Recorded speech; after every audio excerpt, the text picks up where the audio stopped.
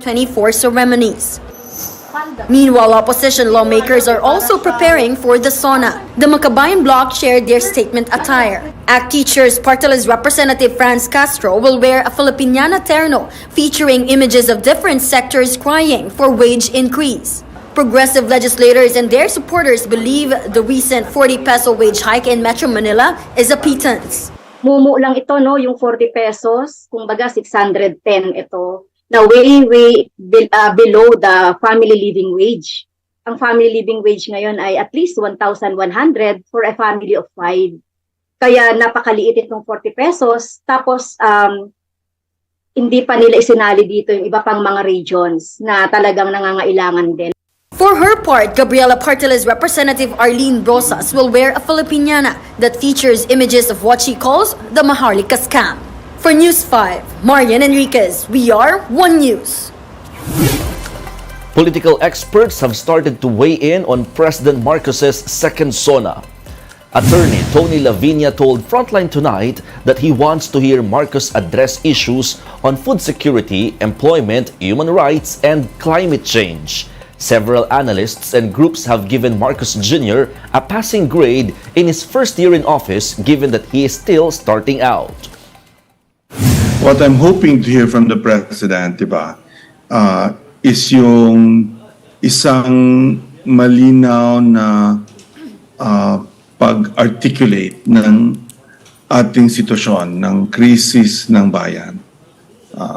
Lalo na sa kabuhayan, sa pagkain, sa pagbabago ng panahon, at sa human rights. Na sana kilalanin ng Presidente na not everything is well.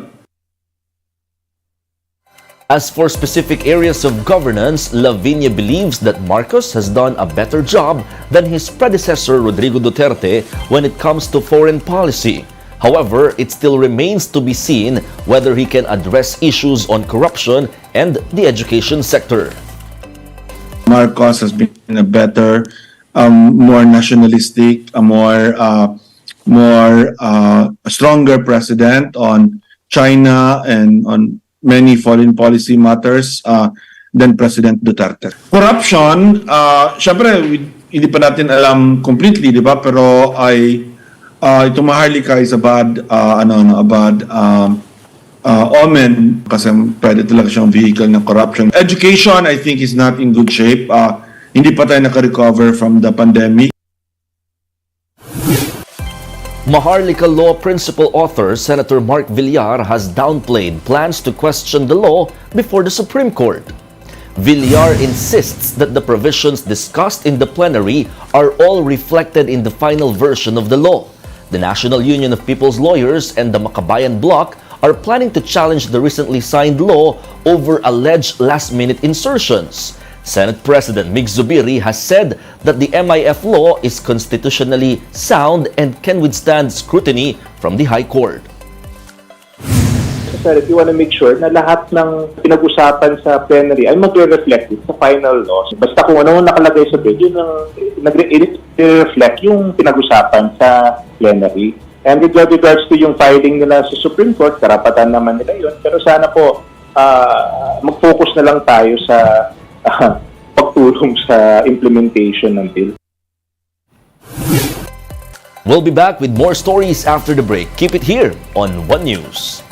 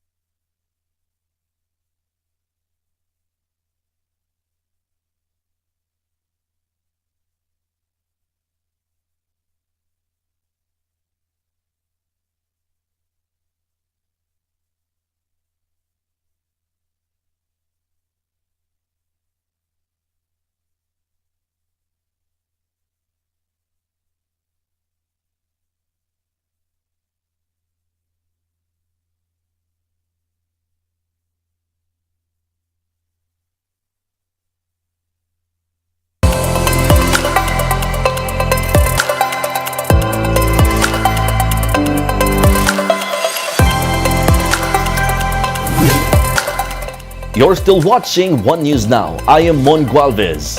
Tropical Depression Egay maintains its strength as it tracks west.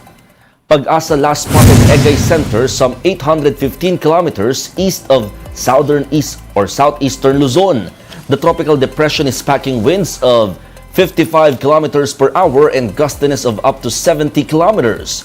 Egay is moving west-northwestward at 10 kilometers per hour. The Weather Bureau forecasts that Egay will remain offshore over the Philippine Sea, but they're not ruling out landfall over northern Luzon. Egay may enhance the habagat from this weekend to next week. PAGASA also sees Egay intensifying into a tropical storm within the day and could reach super typhoon category by Tuesday. Egay's trough will cause scattered rain showers over Caraga and eastern Visayas, while the southwest monsoon will bring scattered rain showers on western Visayas, Palawan, and occidental Mindoro. Isolated rain showers are also expected in Metro Manila and the rest of the country due to the habagat and the localized thunderstorms. Over half of the country's police force have rejected the proposed 5% pension contribution. PNP Chief Benjamin Acorda told the chiefs that over 60% or around 130,000 policemen are opposing to the planned deductions for pension contribution. Acorda says this would be a burden on the salaries of personnel, especially for lower-ranking officers. Reforms in the pension system for military and uniformed personnel are being pushed in a bid to prevent a fiscal collapse. So far, nakita naman natin yung ating kapulisan, they are receptive on this and they want to be a part of the solution. Ang nakita lang natin na medyo mabalikat sa kanila is really yung 5% contribution na nakikita natin. And ito yung mga pinag-aaralan natin kung pwede pang wala na or kung yung the lowest possible na gagawin na contribution ng ating kapulisan. SIM card registrations will end July 25, after which unregistered SIM cards will be deactivated. The DICT will start deactivating unregistered SIMs beginning July 26. Owners of deactivated SIM cards will have 5 days to reactivate it through registration. Otherwise, the number will be shut down for good. DICT Secretary Ivan Uy says the public has been given enough time to register their SIMs. Based on records, telco operators have covered 62% or 104 million of the 168 million SIMs nationwide. And those are the top stories of the hour. Join us later at 9 a.m. as we continue to monitor the day's biggest stories. I am Mon Gualvez. We are One News.